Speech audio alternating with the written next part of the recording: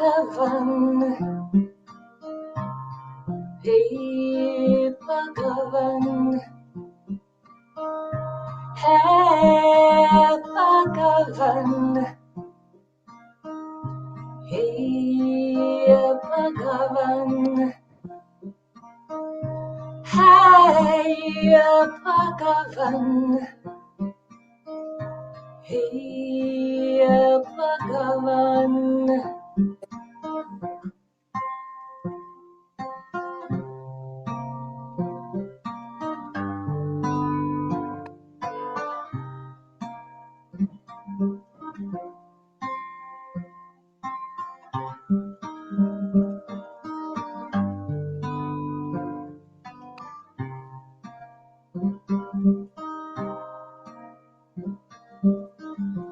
Om Namo Bhagavate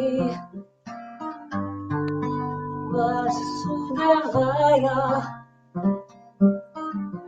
Om Namo Bhagavate Vasudevaya.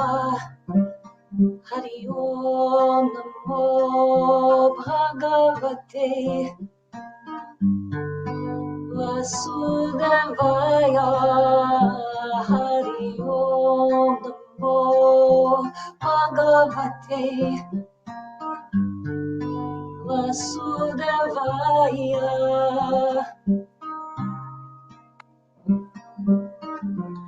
Om Namo Bhagavate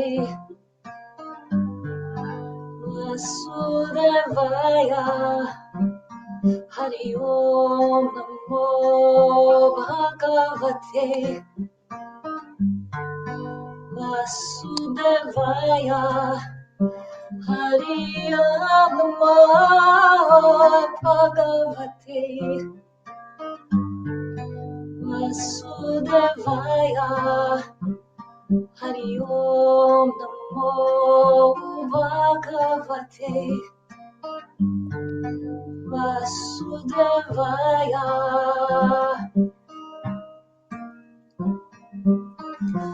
Hare Krishna, Hare Krishna, Krishna Krishna, Hare Hare, Hare Rama, Hare Rama, Rama Rama, Hare Hare, Hare Krishna, Krishna Krishna, Hare Hare, Hare Rama, Rama Rama, Hare Hare. Om Namo Bhagavate Vasudevaya. Hari Om Namo Bhagavate Vasudevaya. Hari Om Namo Bhagavate Vasudevaya. Hari Om Namo Bhagavate Vasudevaya. Hare Krishna, Krishna Krishna, Hare Hare, Hare Rama, Rama Rama, Hare Hare, Hare Krishna, Krishna Krishna, Hare Hare, Hare Rama, Hare Hare.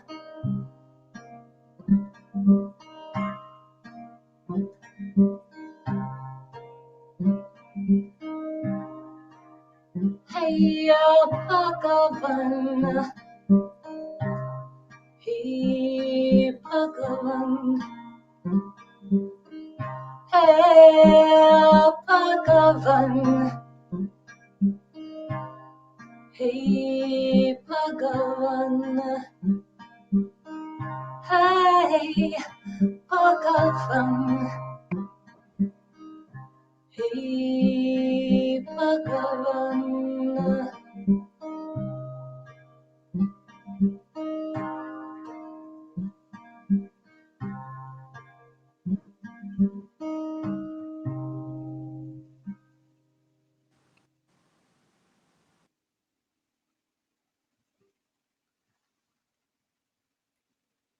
Thank you so much, Kathy, for such a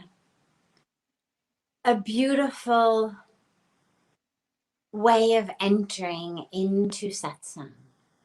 It's been so beautiful to have these moments of prayer and love for God. In satsang, we dive into truth. Satsang literally means in the presence of truth.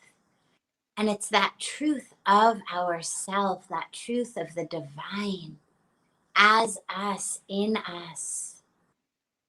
And in order to dive into that truth, having our hearts cracked open, wide open, is probably one of the best ways in. I don't know if there is a way in that doesn't involve having having a wide open heart. So thank you so much for bringing us into that state of love and devotion, open-heartedness, pre-satsang.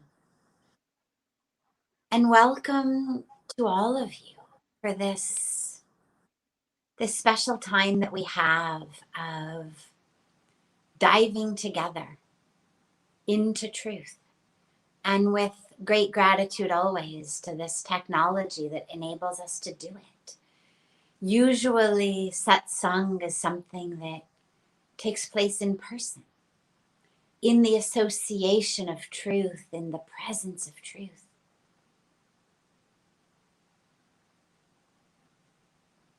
These days, with COVID the way that it is, with our global community all over the world, it isn't possible for all of us to come together every day, twice a week, physically.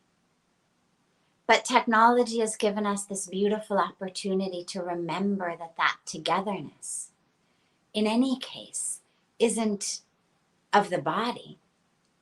It's of the spirit, of the soul, of the heart, of the truth of our beings. And so this wonderful technology has given us another medium, another way of connecting. So I'm so glad to welcome you all. And I'm so glad that you've taken this time. It's busy. Life is busy. Whether you're in India and it's evening time, it's dinner, it's post-dinner, it's pre-dinner. Whether you're in America where the day is just beginning, in England, in Europe, where we are in the afternoons, or whether you're watching this at some other time, our lives are busy. And the choices that we make with how we spend our time, we're not victims of time.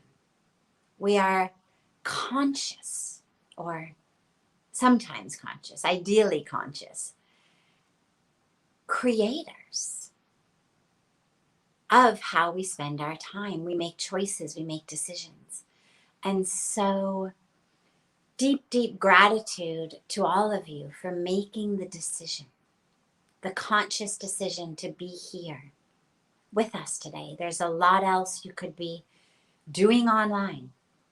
Lots of other stuff you could be seeing, reading, clicking. But to take that time to really dive into satsang, into truth, is so beautiful. So welcome. I'm so glad that you're all here.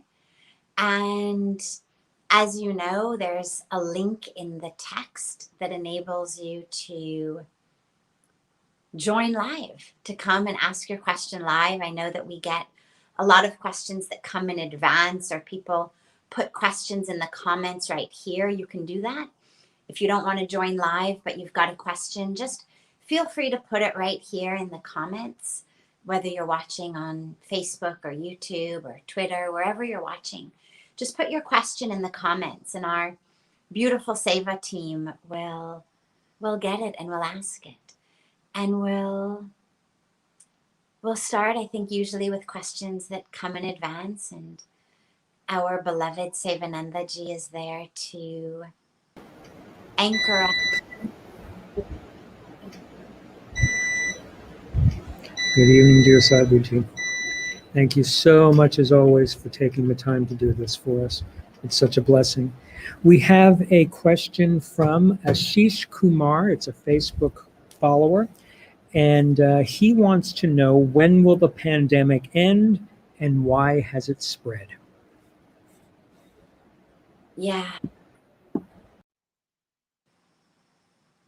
It will end, I believe, I'm not an epidemiologist, I believe it will end when we all learn our lesson.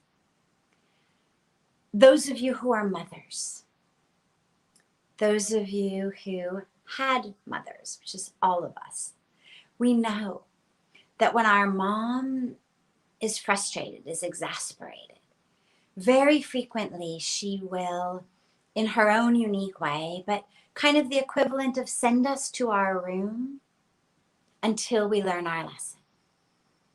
We all heard things growing up like, go to your room until you've learned your lesson to come out. Sometimes we got sent up to our room without dinner. Sometimes there were different punishments in different families. But that idea of being sent to your room until you learn your lesson is a very, very common modality of parenting. As though somehow the children are going to sit in the room thinking about the lesson. And this feels to me like what Mother Earth has done. We've been living in illusions. We've been living in illusions of separation, in illusions of this idea that somehow what we do in Rishikesh isn't impacting those all over the rest of the world, or what's happening in a meat market in China, or what's happening in the Amazon, or what's happening in LA or New York or London or Paris or Sydney or Mumbai isn't impacting the rest of the world. Or that which is happening in villages, in Africa, in India, throughout South America, in less quote unquote developed areas, as though somehow that were separate from those living in the quote unquote more developed areas. But we're not separate, we're one. We're one with each other, we're one with Mother Earth. And so if we can really learn our lesson, if we can really learn that we are one, that we are interlinked, interconnected, that what I eat, what I buy, what I wear, how I live is impacting the planet, and that I am impacted by what's going on in the planet. The Amazon is not separate from me. I learned the other day an amazing fact. The Sierra Nevadas, which are the main mountain range in California, from which our drinking water comes in California.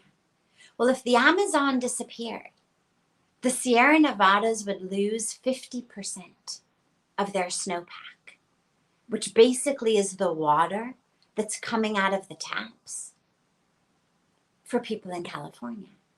But how many realize that? How many realize our interconnectedness with places, people that seem so far away? And so the lesson to me of COVID is a lesson of global oneness, a lesson of global interdependence. When is it going to end? It's going to end, I think, when we learn our lesson. And when we learn also the preciousness of human life. I live in India. I've chosen India as my karma bhumi, the land of my karma, of my action, the land of my dharma. I love India. And there is a general negligence to the preciousness of the human body that is very, very sad that I've seen. I've wondered many times, for example, as we drive through the mountains, about people on motorcycles in the mountains without helmets, or people who wear helmets only because they're going to get fined if they don't, but who put their wives and children on the back of the motorcycles without helmets. I've wondered many times and noticed many times over the 25 years I've been blessed to be in India about really what feels like a lack of awareness, a lack of sanctity of the human body. There's this sense of, well, it's all in God's hands. And it is in God's hands. But God gave us intelligence. God gave us the power of discrimination to choose. And I think in India, amongst the general public, I know now everybody's clamoring for lockdowns, and I agree we should have them. But the truth is, 2 months ago, even if the government had theoretically imposed a lockdown when the numbers were great, even if somehow they had the clairvoyance to know that a second surge was coming and that was going to be worse than the first, the population of India would not have tolerated a lockdown.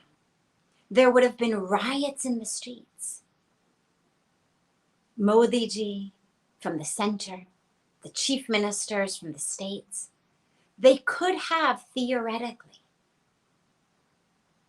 kept lockdowns, but nobody would have followed them. People would have rioted.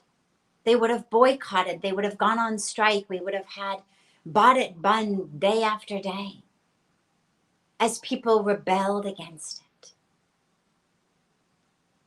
We saw in Uttarakhand, for example, in the Kumbh Mela situation, as we tried to put in regulations and restrictions, people revolted. People didn't want them. And so, in many cases, in many ways, very tragically, we have brought this on ourselves. This is not that from the sky, COVID rained down like an unseasonal cloudburst. Our lack of attention. We noticed every evening in the Aarti, looking out at the general public, nobody wanted to wear masks. Nobody followed social distancing. If you drove through India in February, in early March, nobody had masks on that I saw. Nobody followed social distancing. And so our lack of awareness, our lack of sanctity. And by the way, I don't mean everybody. Of course, I know there are many people who were following, but we don't live in vacuums. We live as part of a society, as part of a community. And what that means is that whatever the majority of the community is doing tends to be the way the whole community goes. In some cases, even tragically, what the minority is doing tends to impact the majority in a very unfavorable way. But from what I saw, it was really the majority of Indians who were not following this. And we saw this second wave come, and it's tragic. It's horrendous. At Parmarth Niketan, we're having yagnas every day, prayers every day, morning, evening, afternoon, for the nation, for the people. We're obviously, of course, doing the logistic work as well, with our hospital, with our ambulances going into the rural villages, bringing oxygen, bringing medicines, bringing supplies, doing as much as we can. But it's become a wildfire. So I think it's going to end, Ashish, when we really open our eyes, not just to, oh my God, COVID is dangerous, but oh my God, life is precious. Life is precious. And whether that means not passing a line of 10 cars on a highway because you're in a rush and they're driving too slowly, and you think that just by honking your horn, somehow that makes the maneuver safe. Whether it means wearing helmets and putting them on your loved ones if you have to go by a two-wheeler. Whether it means eating healthily, exercising, taking care of yourself. Whether it means insisting, absolutely insisting, that we find a solution to the air pollution. That instead of clamoring to be able to drive our cars more frequently, that we understand we are dying due to air pollution. And we are dying due to water pollution. Because this will end. But then we're just going to have other pandemics, air pollution, water pollution, other bacteria, superbugs that are antibiotic resistant, lack of water, climate change, so much. So this lesson that we need to learn is a lesson not just about COVID, but a lesson about our interdependence, interconnectedness, and the very preciousness, the very sanctity of human life. And it is our dharma to protect it as much as we can. And yes, of course, it's all in God's hands. लेकिन भगवान ने हमको बुद्धि दी, शुद्धि दी, ताकि हम ठीक से देखें, ठीक से सोचें, ठीक से काम करें.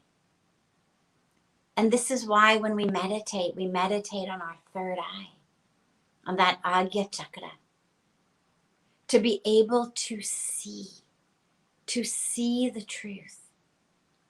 truth of who we are, the truth of the presence of the divine within us, that preciousness of this life, and to be able to see with buddhi, with shuddhi, the best way of moving through the world. So Ashish, you can be part of the solution. All of us can be part of the solution. For right now, stay home. Just stay home. Stay home and be safe. Knowing that it will pass. But out of love and compassion for the doctors, the nurses, the frontline workers, why give them more to do? Just stay home. And if you have to go out, be incredibly safe. Incredibly safe. Protect yourself, protect others, and have patience. And use this time. Use this time for a spiritual awareness, a spiritual anchoring, such that when this is over, you really are part of a solution rather than part of the problem.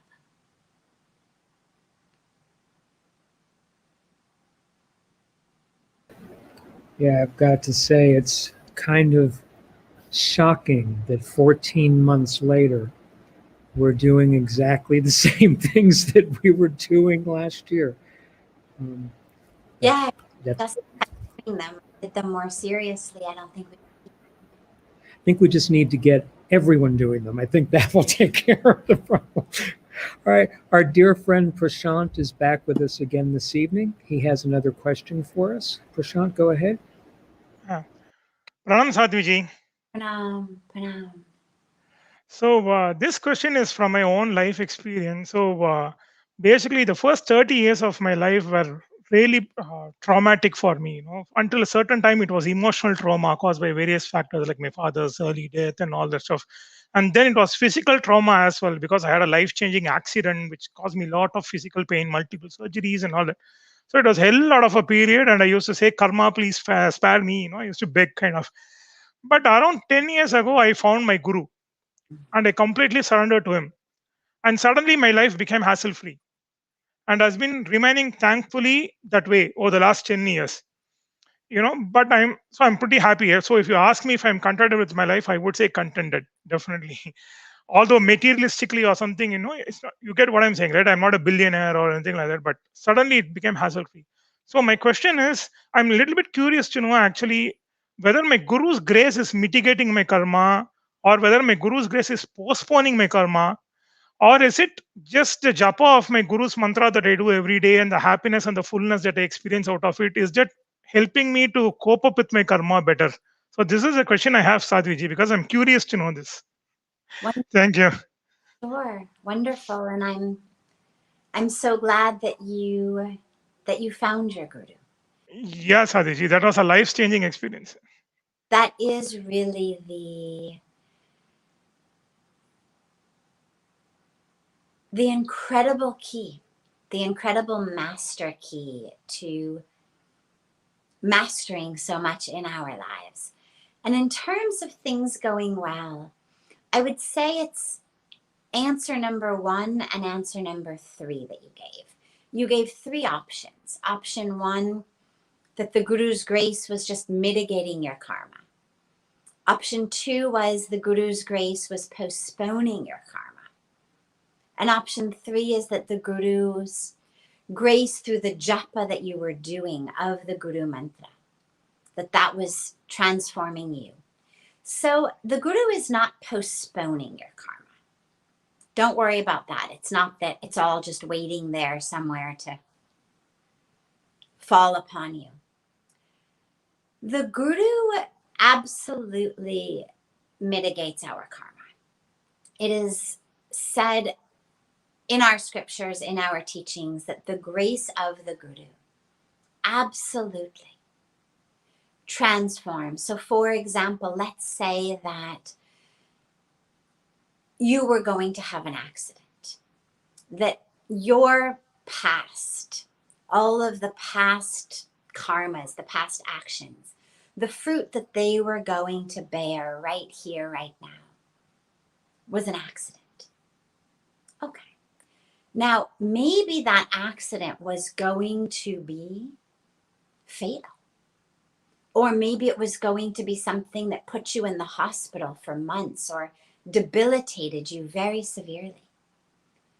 The Guru's grace is not going to obliterate it. So it's not that the Guru comes in and all of your karmic fruit just disappears, but it absolutely mitigates it. So for example, now maybe you stub your toe, or maybe you just, fall on your rear end and you get a little sore on your rear end, or you've got a little sore toe. Or maybe you have a dream about an accident. Maybe you wake up one morning and you had a dream about this bad accident. A lot of times people think that which happens in dreams is somehow a premonition. And occasionally it is. But a lot of times it's actually the grace of God giving us a karmic experience in a dream rather than in reality.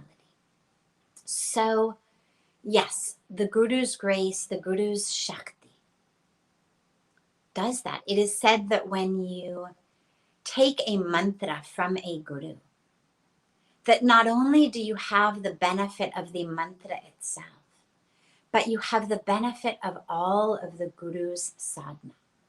That the Guru's power attained through the Guru's sadhana comes to you through that mantra. Now, of course, it's up to you to chant that mantra with love, with devotion for the Guru. There's a a beautiful story of a man who wanted to walk on water, and he believed that his guru was just the most divine, enlightened, amazing, powerful being on earth and could give him anything. And so he said to the guru, I want to walk on water. Give me the mantra. Give me the key. So the guru says, okay, and he writes something on a leaf. And he takes the leaf and he folds it up and he hands it to the man and he says, the mantra for you to walk on water is on this leaf. But you don't need to read it. In fact, you should not read it. It is much more powerful just here, folded up in this leaf. Hold it, and you will be able to walk on water. But don't open it. Don't expose that to the elements. So the man is very excited. He takes the leaf, he goes out, and he walks. And he walks on water. And he can't believe it. And somewhere about halfway out onto the river, the mind starts. We all know that game. The ego starts, the mind starts, the sanskaras from the past come in. And it starts to wonder. Hare yaar, I wonder ki ye kya hoga? Kaun si mantra? What is this power? This is really an amazing thing. I should know what this is. And so he starts to open the leaf. He stops in the middle of the river and he starts to open the leaf. And as he opens it, he starts to sink. And just as literally his head is about to go underwater and he's about to drown, he opens the last flap of the leaf and sees written on the leaf is faith. That's the mantra. That's the mantra that makes all things possible. We say bhakti ki shakti, the power of devotion. We've got historical stories of Mirabai, right? Poison turns to nectar. Deadly snakes turn to flower garlands.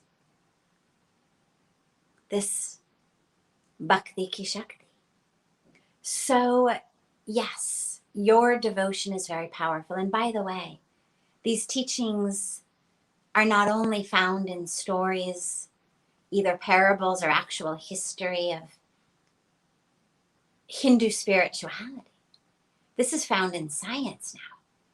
There's actually a whole field called psychoneuroimmunology that studies the intersection between our psychology, what we think, what we feel, what we believe, all of that which takes place in our minds, in our brains, in our psyches. That's the psychoneuro part, and our immunology, our immune system. And we know that there is a very, very strong, very robust intersection between what we think, what we believe, what we feel, and our immunity. So our spirituality, our devotion, our love for the Guru, for God, for the Creator, for the creation, not only helps us spiritually and emotionally and psychologically, but it also helps us in our immune systems. It also helps us actually stay healthier, both in the physical body as well as mentally in terms of how we respond to stress and to trauma. So those of you listening, if you have a guru, wonderful. If you don't and you're wanting one and you're opening your heart to one, wonderful. The universe will provide. And for those of you not feeling like, for whatever reason, the path of a guru is one for you, that's okay.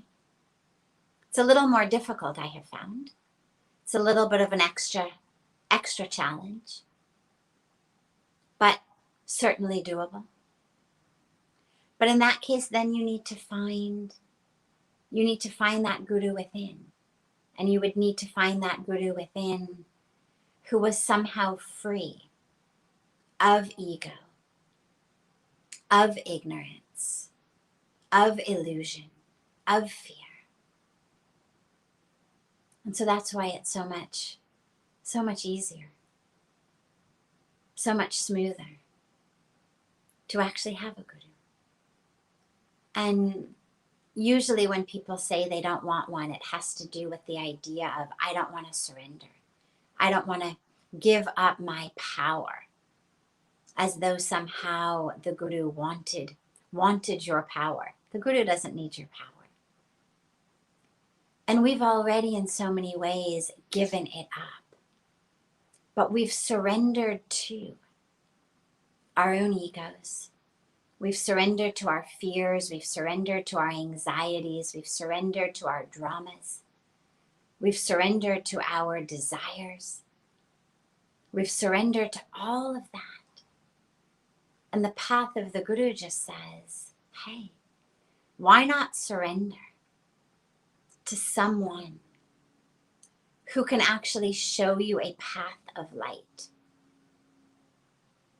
who can show you the light within yourself? Because the Guru is not about shining the light on themselves. The Guru is about shining the light on you. That is the power of the Guru. So there's nothing to worry about. There's nothing to run from. Finding someone who can help you see the light within you, find that light within you, walk that light within you, that's a great blessing. It's a great, great blessing.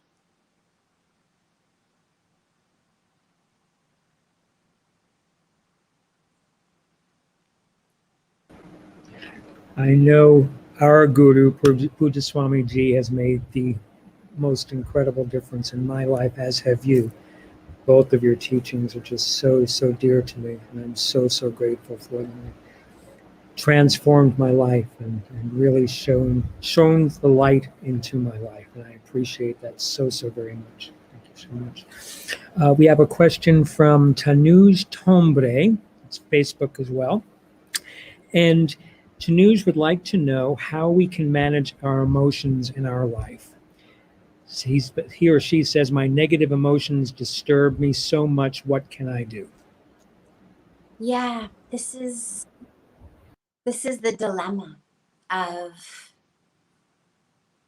having a mind and of having these impressions upon the mind. So emotions, in the moment that an emotion is happening, it is important to understand what it is. It is literally a chemical and electrical pattern of behavior, or at the moment, it's not even a pattern. At the moment, it's just an expression. Chemicals are being released between certain cells in the brain, creating other chemicals to be released. It travels via electricity. Then it causes other chemicals to be released. And this is how it moves through the brain, through the mind. And then, of course, sometimes into the body. So, for example, if I have a thought of fear, that's going to travel from my brain via my bloodstream into my body, right? That's when we get hormones, what we'll call adrenaline, that are secreted by the adrenal glands on my kidneys. It floods my bloodstream with all of that nervousness in the blood. It's no longer just in my brain, it's now in my body. But it began in my mind. And the reaction in my mind caused the adrenals to secrete these hormones. Now, that's obviously oversimplified, but the core is very real. We have an emotion, we have a thought that exists exclusively in the chemistry and the electricity of the brain. Based on that, there is a chain reaction into the brain, into newer, different emotions, different thoughts, different feelings, and then into the body. Our heart races, our palms become sweaty, our stomach clenches. We get that knot in our stomach.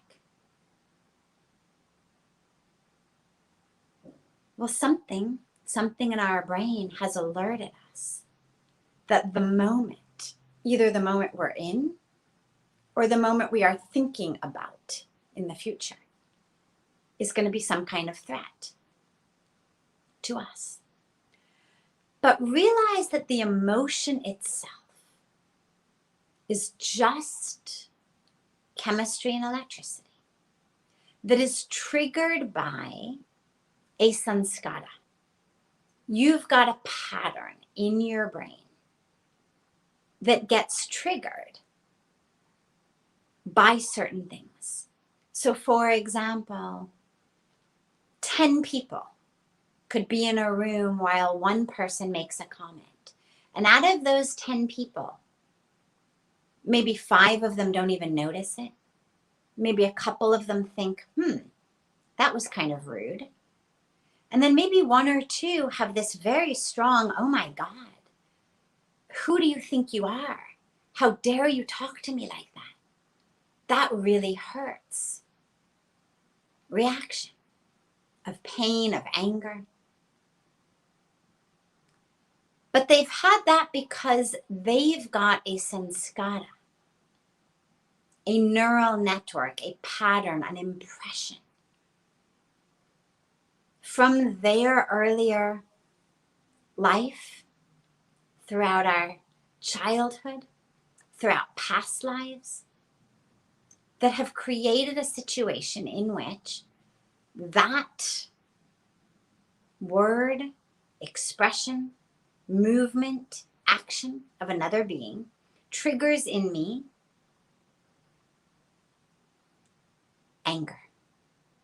But when the emotion comes, so that's why it's caused, but when it comes, it's just a wave. It's just a wave, and it comes in and it builds and it builds and it builds and it builds. And then it crashes. And then it dissipates. We don't have to lose ourselves. When we feel negative emotions arising, just sit, close your eyes, do your japa, allow the emotion to just crash over you.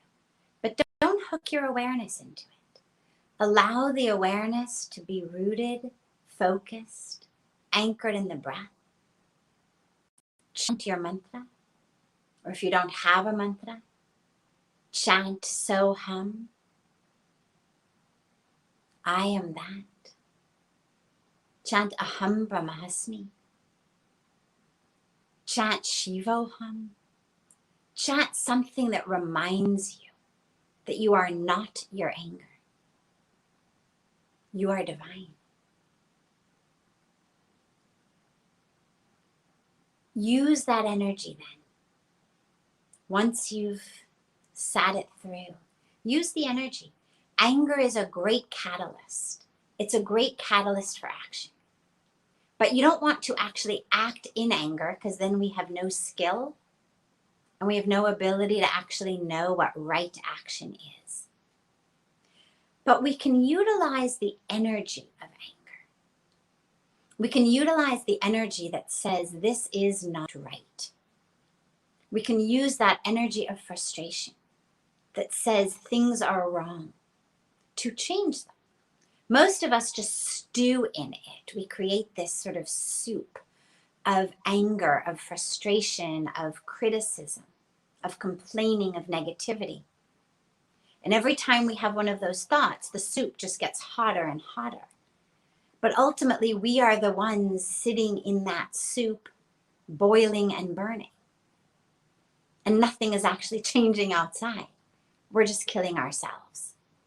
So instead of that, utilize that energy to change something in the world, to change something in your situation.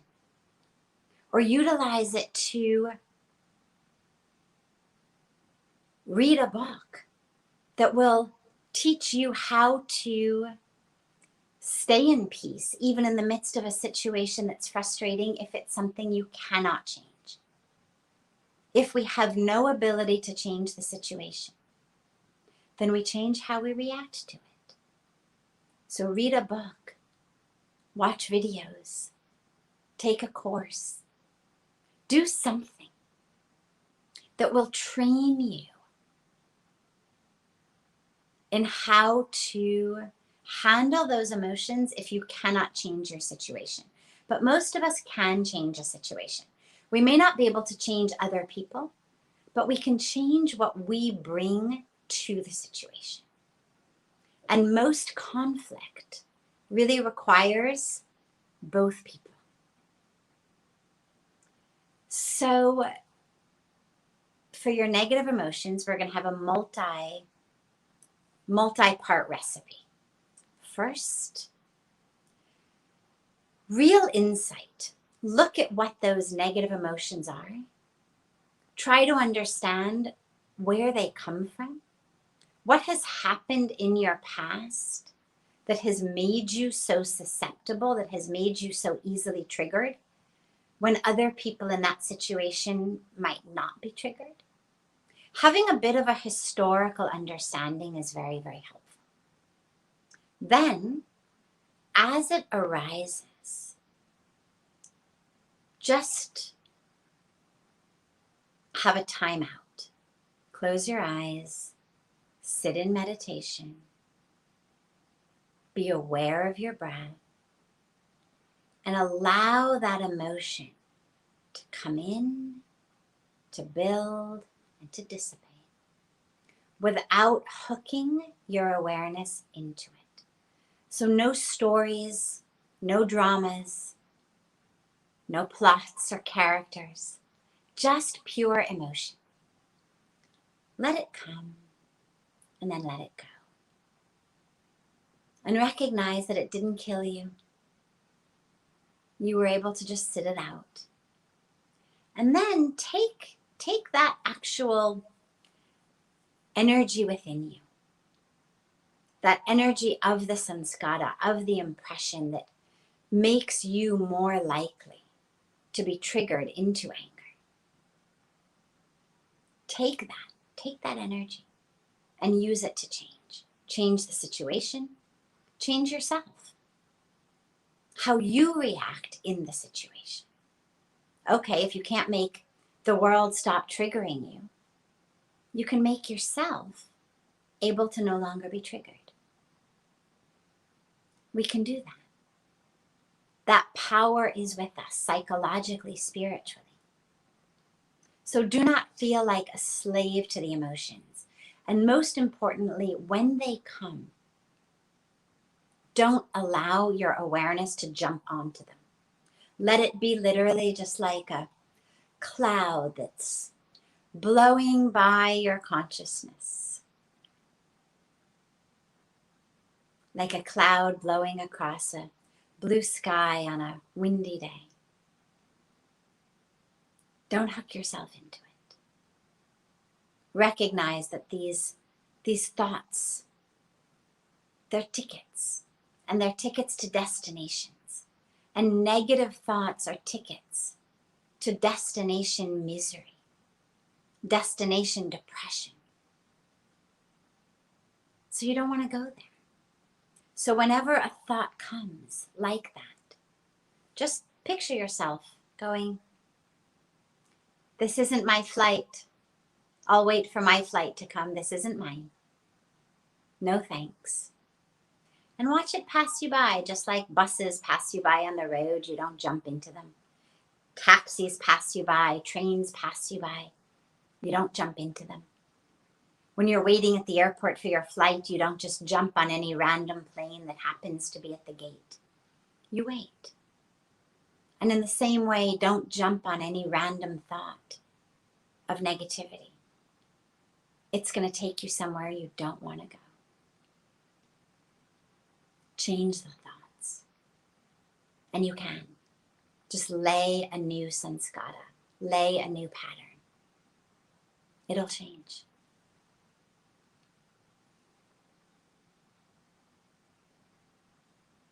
Have a beautiful rest of your evening, beautiful morning, beautiful day. See you tomorrow over on Instagram for Instagram Live on Sunday, our Sacred Sundays. It's at 8:30 p.m. in India, 8 a.m. in California. It's 11 a.m. in New York, and you can figure out the rest. That's on Instagram Live, and you can join coming up live as well and ask your questions there. And then we'll see you again on Monday for meditation and Tuesday for satsang. So much love to you all. And thank you so much to our beautiful Seva team. Sevanandaji, Rishi Kumar Ashish, Rishi Kumar Himanshu, and the whole team. And thank you so much also to Kathy for bringing her beautiful sound, beautiful devotion and love into satsang.